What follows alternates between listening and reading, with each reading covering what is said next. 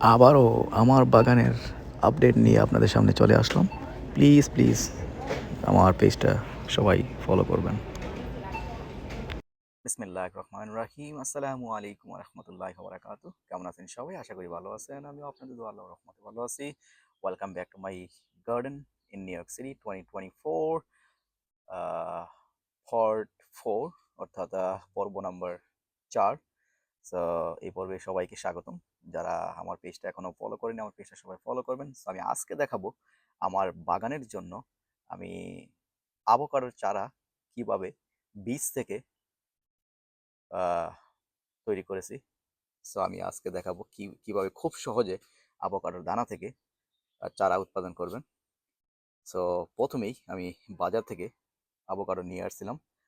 so avocado খাওয়ার পরে যে দানাটা ভিতরে থাকে, ওই আভোকাডোর দানাটা আমি